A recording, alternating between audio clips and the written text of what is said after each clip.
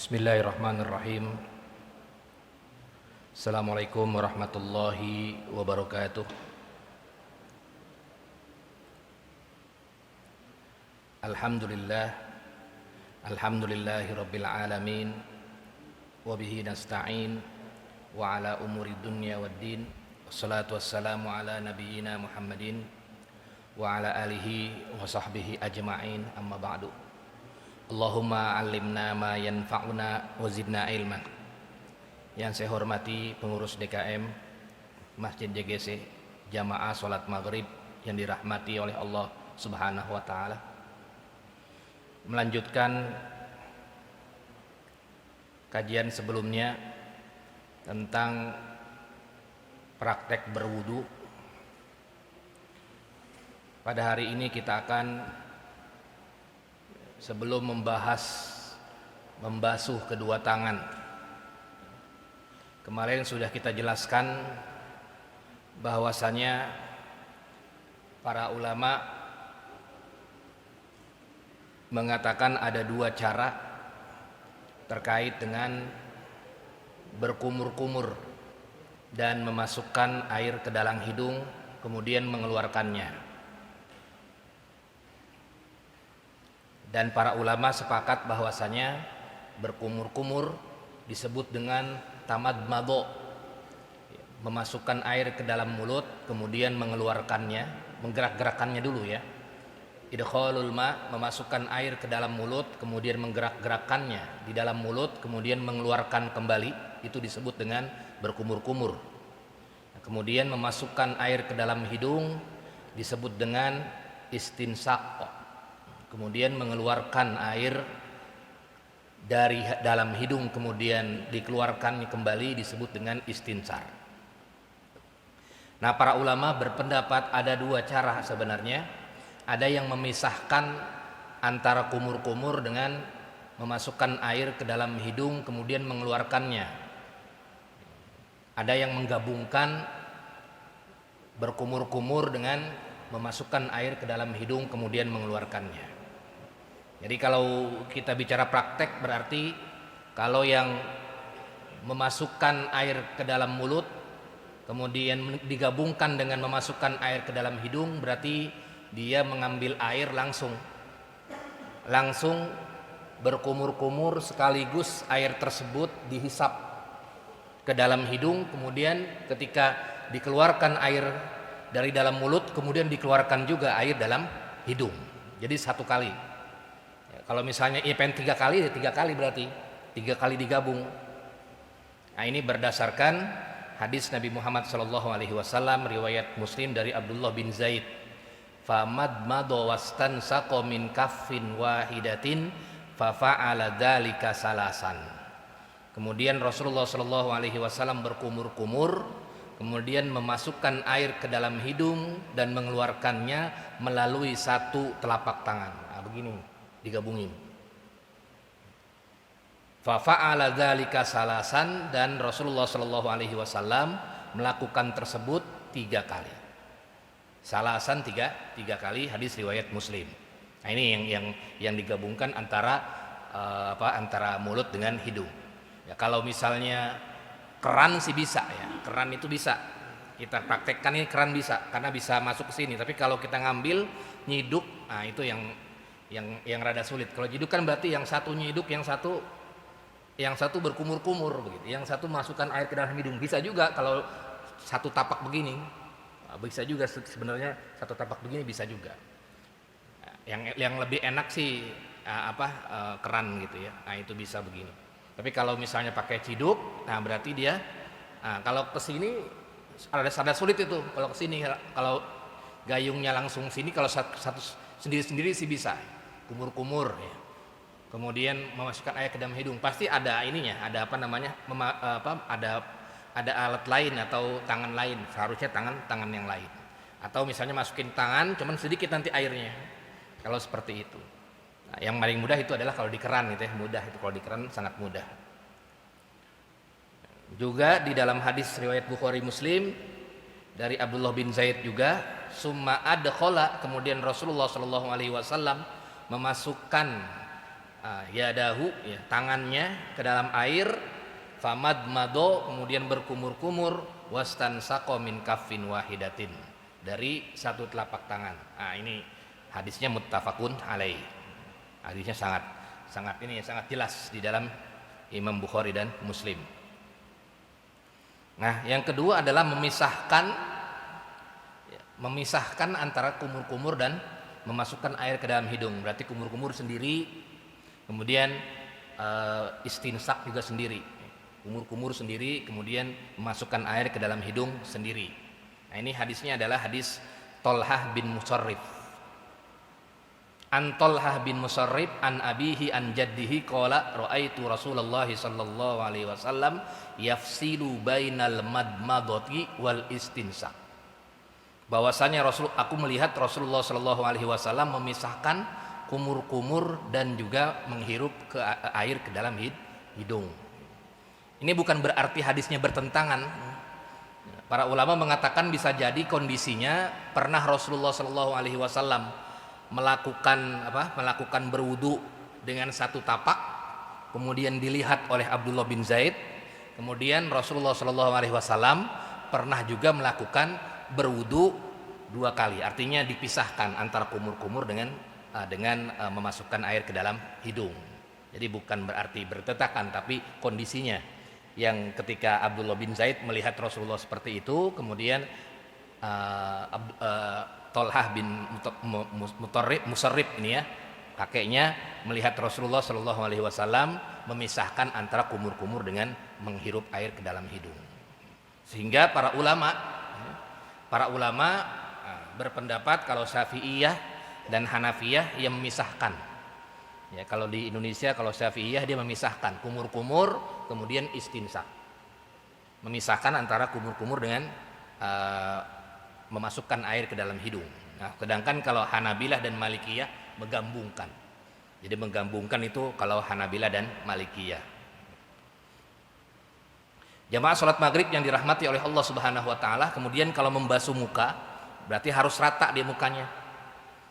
Dalam Al-Qur'an ini termasuk dengan rukun. Ulama sepakat karena ada di dalam Al-Qur'an. Dimulai di dalam Al-Qur'an, fagsilu wujuhakum. Kalau kumur-kumur enggak ada di dalam Al-Qur'annya. Memasukkan air ke dalam hidung tidak ada, yang ada di dalam hadis. Sehingga jumhur mengatakan sunnahnya wudu. Nah, sedangkan ini merupakan rukunnya, membasuh air ke dalam membasuh muka, muka. Fagsilu wujuhakum. Nah, yang namanya muka adalah, dalam definisinya adalah, muka itu setiap ma yuwajihun nas, setiap apa yang terlihat ketika di depan, kelihatan hidung, kelihatan pipi, kelihatan ini, kelihatan ini namanya muka. Ini namanya muka. Sehingga para ulama membatasi atau mendefinisikan muka ma baina manabiti sya'rir ra'si, mulai dari sini di bawah rambut, kemudian sini di telinga, ya, sininya pinggir-pinggir telinga, terus sampai dengan mentok ke bawah. Nah, ini juga sama, sampai dengan mentok ke bawah. Nah, ini yang terjadi kesepakatan di sini. Nah, yang terjadi perbedaan adalah di bawah sini, di bawah dagu ini, yang di bawah dagu ini. Nah, ini apakah termasuk muka atau tidak di bawah dagunya? Bukan di sini. Kalau di sini dagunya ini muka, ya harus kena dia. Nah, ini yang di bawahnya ini. Nah, ini di bawahnya para ulama berbeda pendapat apakah dia termasuk muka atau tidak, begitu. Termasuk muka atau tidak. Nah, di sini karena bedanya adalah terkait dengan definisi saja. Definisi muka itu apa sih? Nah, ini para ulama mendefinisikan ini juga termasuk. Ini juga termasuk. Ini juga termasuk. Buktinya adalah jenggot, ya. Jenggot itu kan di sini tumbuh-tumbuhnya. Nah, sehingga harus kalau ada jenggotnya diusap begini. Tapi terkait dengan ada yang di bawah jenggot ininya nih, nah ini termasuk yang terjadi perbedaan pendapat para ulama. Kalau saya pribadi, supaya keluar dari khilaf, ya kita ini saja sampai bawah begini. Kalau saya biasanya begitu, dari atas sini ke sini, kemudian begitu. Ambil lagi, kemudian sini Jadi kena juga. Itu namanya disebut dengan membasuh muka 3 kali juga di dalam hadis Maula Humron ya, Maula Utsman. Bahwasanya Rasulullah sallallahu alaihi wasallam membasuh muka 3 kali.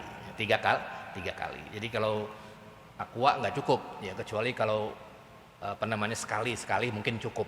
Kalau sekali saja cukup, tapi itu hanya tidak sunnah. Kalau sunnahnya kan 3 kali. 3 kali di dalam hadis Umron itu 3 kali. Ya, kecuali kalau nggak ada air lain. Fagosala wajhahu salasa marratin. Rasulullah membasuh wajahnya 3 kali di dalam hadis Utsman. Nah, kemudian yang selanjutnya adalah membasuh kedua tangan. Ini juga termasuk rukun.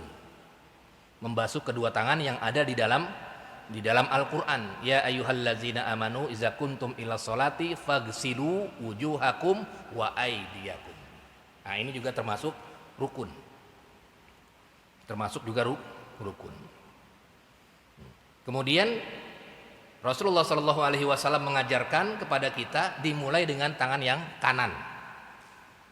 An Abi Hurairah radhiyallahu anhu qala Rasulullah sallallahu alaihi wasallam iza tawadda'tum fabda'u bima yaminikum. Apabila kamu berwudu maka mulailah dengan yang kanan, sebelah kanan dulu. Hadis riwayat Imam Ahmad kemudian Ibnu Majah dan lain sebagainya. Jadi sebelah kanan dulu. Kemudian juga di dalam hadis Aisyah yu'jibuhut tayammun. Rasulullah Shallallahu alaihi wasallam sangat menyukai mendahulukan yang kanan. Ini dalil-dalil tentang kanan dulu. Jadi tangan kanan dulu yang dibasuh. Baru kemudian tangan yang kiri. Nah, kemudian catatan artinya membasuh kedua tangan itu dari telapak tangan sampai dengan siku. Ya, dari sini, bukan dari siku. Jadi mentang-mentang ini kita udah dicuci, kan ini kita dicuci pertama-tama kan, udah mencuci kedua tangan, sudah membasuh kedua telapak tangan di awal. Mentang-mentang kita sudah membasuh telapak tangan di awal, kemudian ketika membasuh tangan mulainya dari sini gitu, enggak dari sini, tidak. Tapi mulainya tetap dari tangannya, karena definisi tangan itu dari sini. Ini tangan ini. Jadi kalau dalam fikih jinayat, kalau orang mencuri itu yang dipotong bukan ininya, tapi ini yang dipotong segini. Nah ini tangan, yadun ini sehingga mulainya dari sini dia. Walaupun tadi di awal sudah dicuci, sudah dibasuh kedua tangan 3, tetap kita mulai dari sini, bukan dari sini. Kenapa? Karena di dalam Al-Quran fagsilu wujuhakum wa aydiyakum. Mulai dari tangan, wa aydiyakum ilal marafiq sampai dengan siku. Nah, ya kemudian kalau secara teks itu kita mulai dari mana? Dari atas apa dari bawah begitu? Dari atas apa dari bawah? Sebenarnya dari atas dari bawah sih tidak berpengaruh terhadap keabsahan wudu.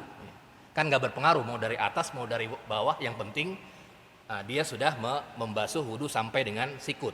Cuman kalau dari teks di Al-Qur'an wa aydiyakum mulainya dari tangan ila sampai sini. Kan mulainya dari tangan dulu. Wa aydiyakum ila al-marafiq. Bukan wa al-marafiq ilal yad. Bukan begitu, tapi wa aydiyakum dari tangan kemudian sampai dengan sikut. Nah, ini mulainya dari sini. Tapi kalau misalnya gimana kalau misalnya dari atas atau dari bawah atau dari tengah bagian, yang penting semua kebasuh. Nah, kalau kita hanya ingin sah tidakkah wudunya, yang penting semuanya terbasuh, tangan kita sampai dengan marofik, sampai dengan sampai dengan sikut ini terbasuh. Tapi kalau ditanya dari mana mulainya, di dalam Al-Quran wa aydiyakum, dan basuhlah tangan-tangan kamu. Mana tangan? Ini tangan sampai ilal marofik, sampai sini begitu. Jadi mulainya dari sini. Kalau dari sini ya sah juga. Kalau ditanya wudunya sah nggak? Sah juga. Nah kemudian yang disunnahkan juga adalah menyela jari tangan. Dari Laqit bin Sobroh radhiyallahu anhu qala Rasulullah sallallahu alaihi wasallam Asbighil wudu, sempurnakanlah wudu, wa khallil. Wa khallil itu sela-sela, usapkanlah sela-sela jari kamu. Bainal asabi. Di antara tarik-tarik. Jangan hanya sekedar gini saja, gini aja. Gini aja. Ini makanya fungsinya al-ghuslu. Beda dengan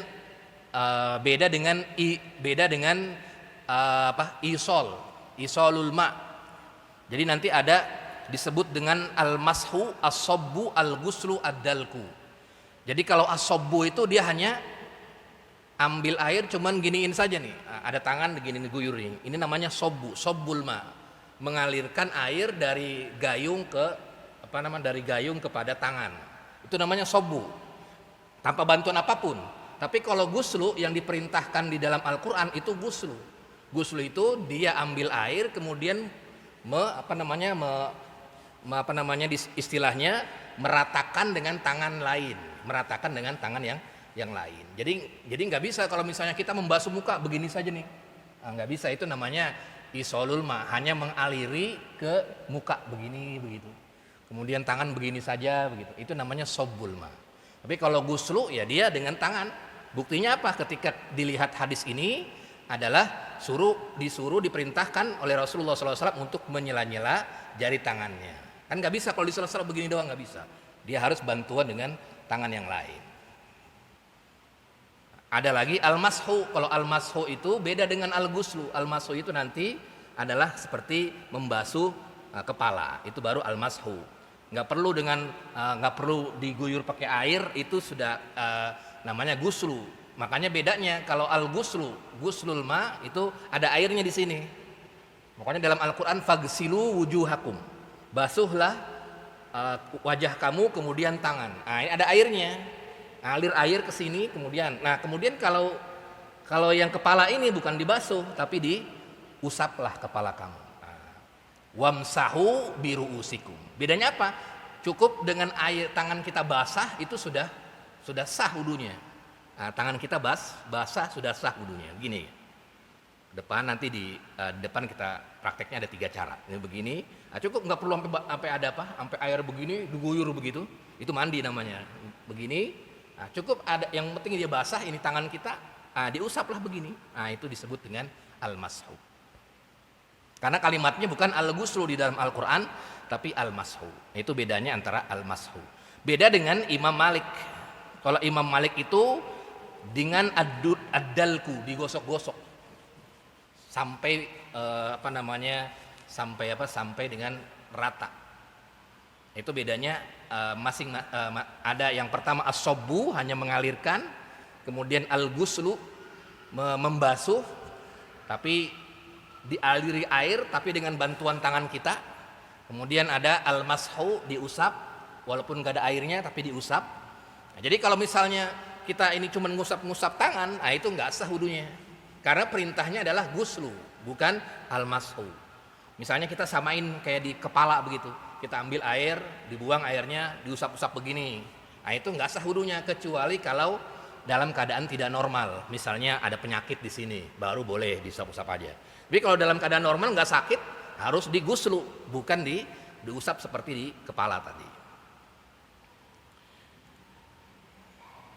Jamaah sholat maghrib yang dirahmati oleh Allah Subhanahu wa Ta'ala. Kemudian yang selanjutnya adalah mengusap atau menyapu kepala. Kalau dalam bahasa Arabnya mashur roksi. Kalau diterjemahin ke Indonesia entah namanya menyapu atau mengusap, tergantung kalimat yang enak didengarnya. Tapi kalau dalam bahasa Arab mashu. Wamsahu dalam Al-Quran, wamsahu biruusikum. Usaplah atau sapulah kepala kamu, kepala kamu, biruusikum.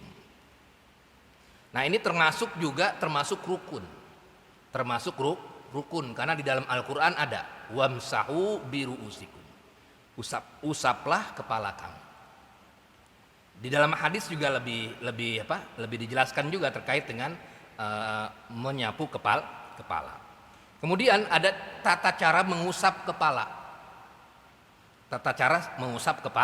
Kepala. Nah, ini yang pertama ada 3 ya, ada 3 caranya. Yang pertama adalah semua kepalanya diusap. Semua kepalanya diusap. Dari depan ke belakang, kemudian ke depan lagi. Nah, ambil air, kemudian dari depan begini, ke belakang, kemudian ke depan lagi. Nah, begitu. Dari depan, ke belakang, ke depan lagi. Semuanya. Apa dalilnya? Dalilnya adalah ketika memahami ayat di dalam surat Al-Maidah, wamsahu biruusikum, dan usaplah, bi-nya itu adalah ba zaidah. Sehingga yang diusap adalah semuanya, bukan separoh saja. Nanti kita lihat pendapat siapa.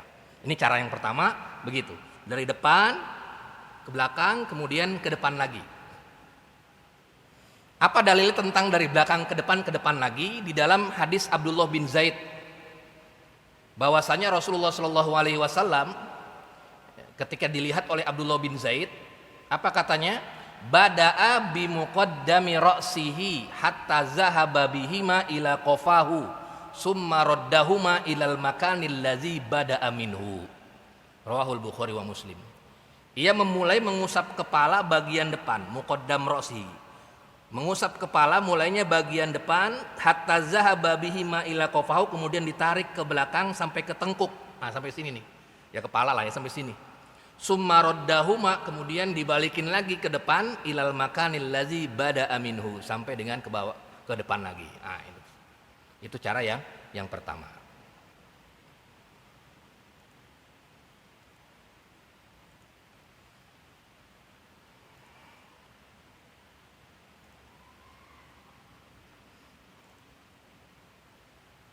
Kemudian cara yang kedua adalah sebagian saja. Sebagian saja. Artinya sebenarnya maksud dari sebagian saja ini, kalau ia mengusap sebagian saja itu sudah sah wudunya. Itu sudah sah wudunya. Kalau ia mengusap semuanya itu tandanya sunnah begitu. Dalilnya adalah dari Mughirah bin Syu'bah radhiyallahu anhu, ia berkata, anna nabiyya sallallahu alaihi wasallam tawaddoa famasaha binasiyatihi wa alal imamati wa alal khuffaini. Nabi Muhammad sallallahu alaihi wasallam mengusap bagian depan kepala saja dan imamahnya, wa alal khuffaini, dan juga mengusap khufnya. Kemudian dalil yang kedua adalah wamsahu ba'nya. Di surat Al-Maidah ba'nya itu berfaedahnya adalah litab'id, sebagian. Kalau kita buka Al-Quran, wamsahu, dan usaplah sebagian kepala kamu. Jadi nggak semuanya, cukup sebagian itu sudah sah. Tapi kalau mau semuanya nggak apa-apa. Kalau mau semuanya tidak masalah. Jadi sebagian ini sudah sah. Jadi pemahaman ba'nya itu gara-gara ba'nya litab'id. Ba'nya litab'id.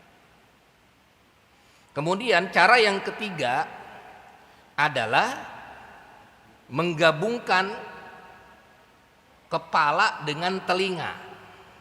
Jadi digabungkan dari depan, kemudian ke belakang, langsung ke telinga. Jadi satu. Jadi satu. Begini dia begini.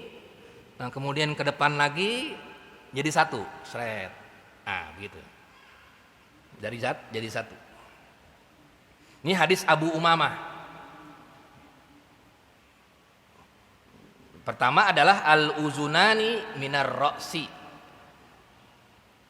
Jadi dua telinga itu adalah bagian dari kepala. Jadi kan dalam Al-Qur'an kan wamsahu biruusikum. Hendaklah kamu usap kepala kamu. Ini sedangkan di dalam hadis riwayat Bukhari dan di dalam hadis ya, mana tadi? Di dalam hadis riwayat Imam Abu Daud, Imam Tirmidzi dan Ibnu Majah, telinga itu bagian dari kepala. Kesini maksudnya. Jadi ketika diusap, ya berarti dia juga ngusap kuping juga, gitu, seret gitu. Dia ngusap kuping juga, telinga maksudnya. Begini. Juga di dalam hadis Nabi Muhammad SAW, cara mengusap telinganya di dalam hadis riwayat Ibnu Abbas dari Ibnu Majah. Anna Rasulullah SAW masaha uzunaihi, ia mengusap kedua telinganya ini, dakhilahuma, yang di dalamnya sini, bisababatain, dengan dua telunjuk begini. dengan dua telunjuk. Kemudian dengan dua telunjuk wa khalafa ibhamaihi, dan yang jempolnya, dua jempolnya itu di belakangnya. Nah, jadi begini, ini telunjuk di sini, jempolnya di belakangnya. Jadi ini depan, di dalam maksudnya, di belakang. Famasaha zahiriha wa batiniha. Nah, ia mengusap yang depan dan yang belakang. Nah, begitu. Jadi cara mengusapnya begitu. Ini yang depan, tunjuknya, kemudian ininya jempolnya yang belakang, begitu. Jadi kalau digabungin berarti begini, nah begini, langsung tunjuknya masuk, nah belakangnya masuk, nah begitu.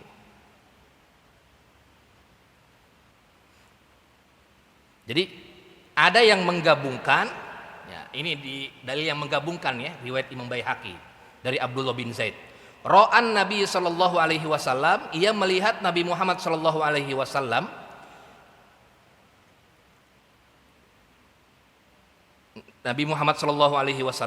yatawaddo, berwudu, fa akhadha ma'an, ia ambil airnya, li uzunaihi, di kedua telinganya itu, ya, telinganya dengan memasuk dengan sekali basuh.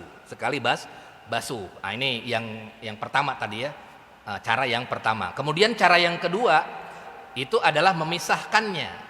Riwayat Imam Baihaqi, ro'an Nabi sallallahu alaihi wasallam yakhuzu li uzunaihi, ia ambil air ya, untuk telinga ini, ma'an, air, ghairul ma', bukan dari air yang diambil dari roksihi, dari kepalanya. Berarti dipisahkan, kepala lain, nah, tetap begini dia, begini, bisa begini, nah, kemudian dia 3 kali misalnya, kemudian ambil lagi buat telinga. Itu kalau yang memisahkannya. Kalau yang menggabungkan berarti tinggal gabungin aja dengan telinga. Nah, kemudian juga bisa dengan setengahnya, enggak semuanya begitu. Ini beberapa cara tadi.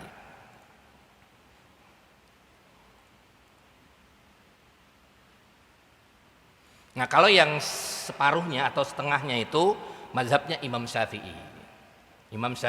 Imam Syafi'i dan Imam Malik ya. Sedangkan Imam Abu Hanifah ya, kemudian Imam Ahmad bin Hambal, dia identik dengan mengusap ke belakang itu ya. Itu wajib, harus sampai belakang. Tapi kalau Imam Syafi'i yang wajib hanya sebagian saja. Sedangkan kalau semuanya disebut dengan sunnah. Ya kalau kita pengen dapat ya semuanya tidak masalah. Semuanya itu juga termasuk karena ada hadisnya juga. Kemudian yang terakhir adalah membasuh kedua kaki hingga mata kaki. Bukan diusap, tapi dibasuh. Nah, di dalam Al-Qur'an fagsilu wujuhakum, kemudian wa arjulakum. Dibasuh kedua kakinya. Jadi enggak dibasuh itu enggak begini saja. Ini namanya, ini kalau begini saja enggak menggunakan tangan, itu namanya hanya diguyur saja. Diguyur kan tadi sudah dijelaskan, itu namanya isolul ma atau sobbul ma, hanya diguyur. Kalau begitu begini juga bisa dong, begini aja tuh, kemudian wudu begini aja. Tetap dia harus menggunakan tangan kita untuk membersihkan kaki kita. Ilal ka'baini, sampai dengan kedua mata kaki.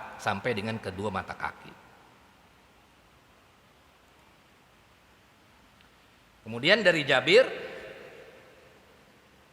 bahwasanya anna rajulan tawaddu'a, ada seseorang laki-laki yang berwudu, fataroka maudi azufrin, dia meninggalkan wudunya itu ketika membasuh kaki, ia meninggalkan tempat kukunya. Jadi kukunya itu enggak kebasuh. Kemudian Nabi melihat, fa absarahun nabi melihat, kata Nabi, irji, ulangi, fa ahsin wudu'aka, betulin itu wudu kamu. Nah, jadi ketika Nabi melihat, dia cuma begini-gini aja belakangnya, ini yang depannya kagak begitu, mungkin cepat atau bagaimana. Nah, kemudian Nabi melihat, kata Nabi, irji fa ahsin wudu'aka, hendaklah kamu baguskan wudu kamu. Bagusnya memang sunnahnya itu kita gunakan semua, artinya kita pakai semua begitu, kita pakai semua, enggak hanya rukun-rukunnya saja, termasuk sunnah-sunnahnya juga. Sampai di sini ada diskusi tafadhol tentang masalah wudu. Sebelum kita lanjut ke masalah hal-hal yang membatalkan wudu. Iya, Pak Ji.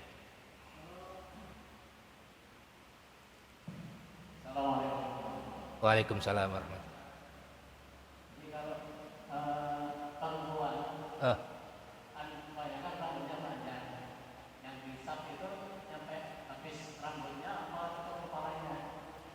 Iya, iya.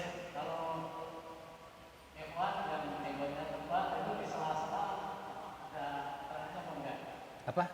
Yang kedua apa? Oh, jenggot. Jenggot.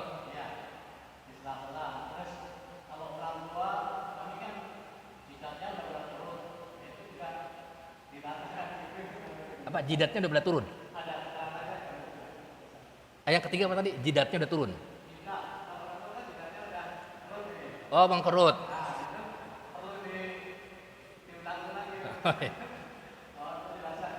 Iya, iya. Salah. Terkait yang pertama tadi, ya, yang pertama ya, terkait dengan apa? Terkait dengan perempuan ya, perempuan yang rambutnya panjang sampai dengan segini misalnya, sampai dengan sebahu begitu. Kalau kita menggunakan mazhab Hanabilah itu kepalanya. Jadi kalau ini kan bukan kepala, rambut. Tapi jadi berarti dia tetap begini. Tapi dia sampai sini nih, kemudian dikebelakangin. Tapi kalau dia sendiri sih tidak masalah ya, dia apa namanya, dia basuh semuanya. Tapi berbeda kalau tapi relatif kalau kamar mandi wanita kan berpisah dengan laki-laki begitu. Beda kalau misalnya campur, rata-rata kan berpisah dengan laki-laki. Makanya itulah ada yang namanya mazhab Syafi'i yang luar biasa ini, menawarkan apa namanya tashilan ya, menawarkan solutif artinya dengan banyak juga sekarang saya lihat ya, ketika di mana di kadang rest area dan lain sebagainya, dia hanya membasuh sebagian kepala saja, rata-rata kudungannya nggak dibuka begitu. Nah itu termasuk sah juga karena mengambil pendapat Imam Syafi'i. Artinya dia depannya saja, kalau saya lihat itu depannya aja begini diinin. Nah itu kalau mengambil pendapat Imam Syafi'i sah dia.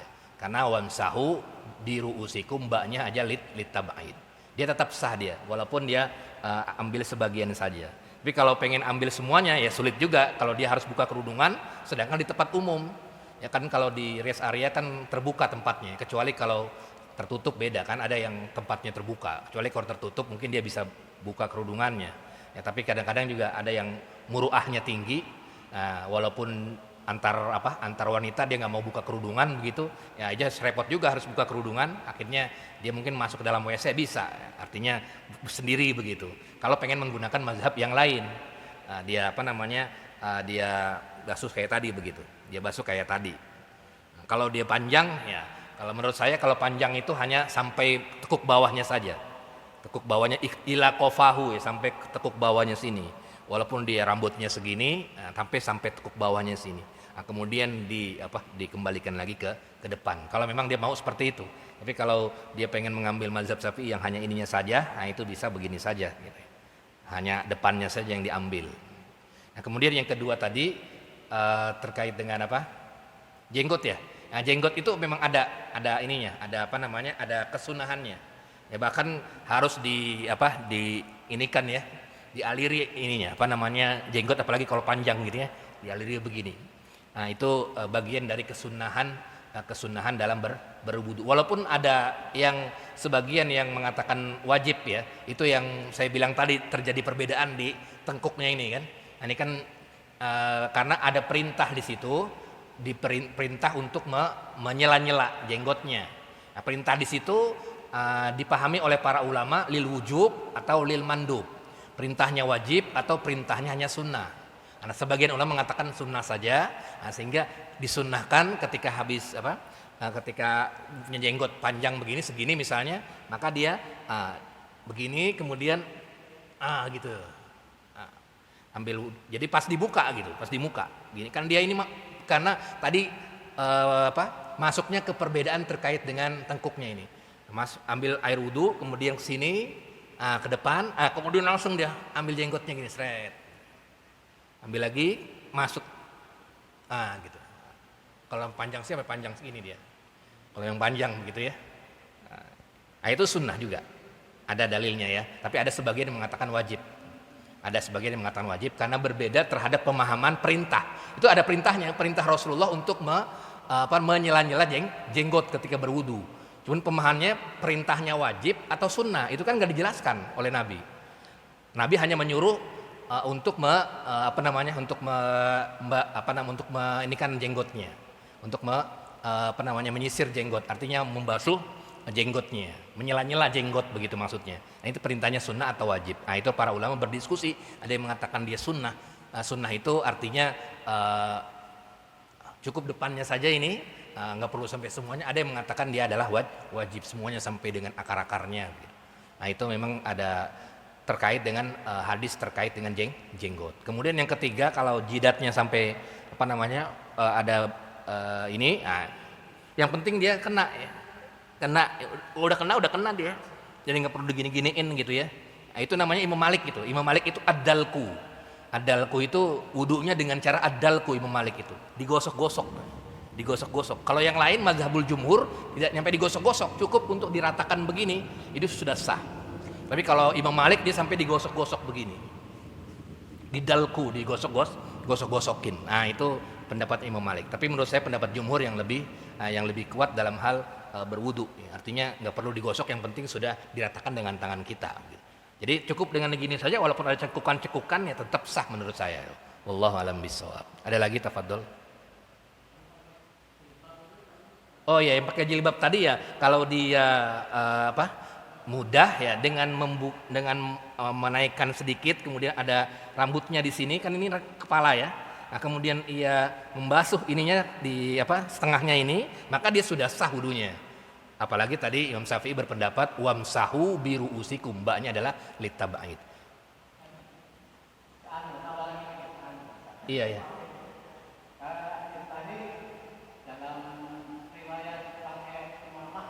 Pakai apa? Oh iya, pakai imamah dia. Kalau pakai imamah dia begini, kemudian imamahnya di ini juga. Betul. Oh, dia ini jilbabnya di ini juga ya.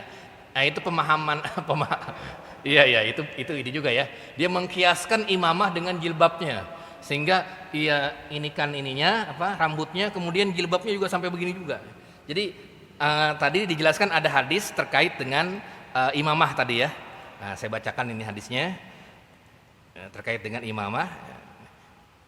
Jadi ketika Rasulullah Shallallahu Alaihi Wasallam mengusap ininya kepalanya, tapi pakai imamah dia, pakai udang-udang lah begitu ya, udang-udang. Berarti kan udang-udangnya dikatasin begini kayak peci begini. Nah, ini kelihatan. Nah, ininya di masaha binasiyati, ia usap ininya bagian depannya, kemudian imamah serbannya ini, imamahnya itu wa alal imamahnya diusap juga belakangnya. Jadi kalau misalnya ini imamah, anggap aja, nah ini juga sama nih, pecinya diusap begini ke belakang begitu ya. Nah, jadi inilah yang jadi bantahan Imam Syafi'i, Imam Ahmad dan lain-lain membantah Imam Syafi'i, kok dalilnya kok sebagian, padahal sebenarnya Nabi juga nggak pernah sebagian, tapi ini dan juga belakang itu begitu ya. Nah, kalau dikiaskan dengan kerudungan, nah itu bagaimana gitu ya? Jadi ya ini juga kemudian kerudungannya disiniin juga. Nah, itu menurut saya sih nggak seperti itu juga ya. Artinya beda antara imamah dengan kerudung.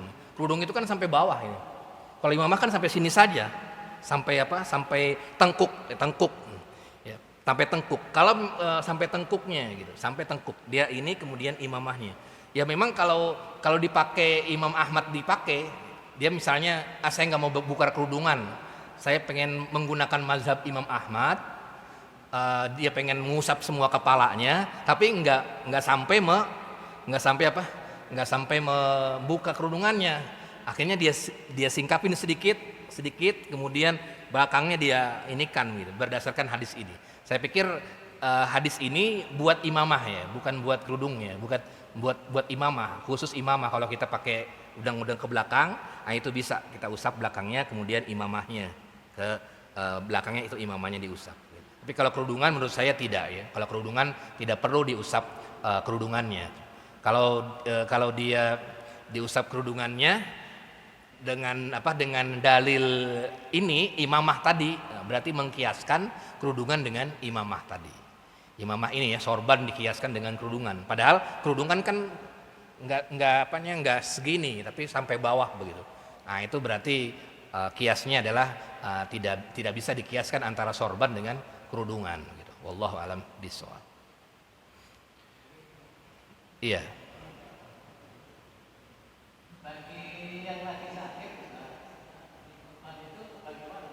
Diusap saja.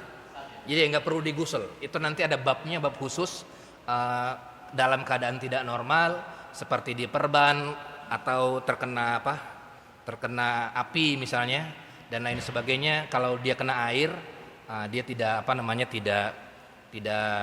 membuat sakitnya lebih parah, maka dia cukup diusap saja. Perbannya itu diusap, nggak perlu diguyur dengan air. Nanti sesuai dengan hadis ya.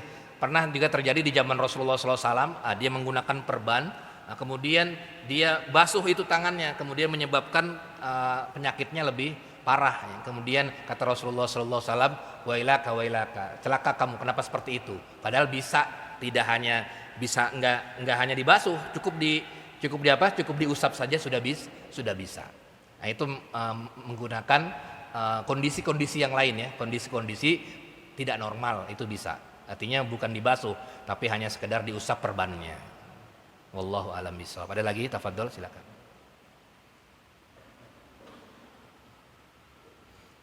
Nah, yang rukunnya itu harus. Kalau tidak, dan yang terakhir itu mazhabul jumhur kecuali Hanafiyah harus tartib. Tartib itu artinya harus tertib ya, dari mulut, dari tangan, kemudian mulut, kemudian hidung, kemudian muka, itu harus tertib, nggak bisa dari belakang ke depan, dari kaki dulu nggak bisa. Itu tartib, harus tartib.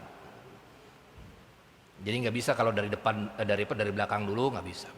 Kemudian yang kalau Imam Syafi'i menambahkan lagi dengan al-muwalah. Muwalah itu adalah berturut-turut, nggak boleh ya dia nanti dulu habis tangan, tak dulu dia nunggu setengah jam lagi baru kemudian membasuh ini setengah jam lagi, nggak bisa. Dia langsung habis tangan langsung begitu. Karena wawunya di situ dalam Al-Qur'an wawunya adalah wawu litartib wal jama'. Wawunya wawu tartib kemudian al jam'u. Jadi langsung. Tartib juga kemudian langsung, tidak bisa dipisah-pisah. Wallahu a'lam bishawab. Kalau tidak ada nanti kita lanjutkan di pertemuan yang akan datang dengan judul hal-hal yang membatalkan wudu. Baik, sama-sama kita akhiri dengan membaca doa kafaratul majlis. Subhanakallahumma bika asyhadu an la ilaha illa anta astaghfiruka wa atubu ilaik. Wabillahi taufik wal hidayah. Wassalamualaikum warahmatullahi wabarakatuh.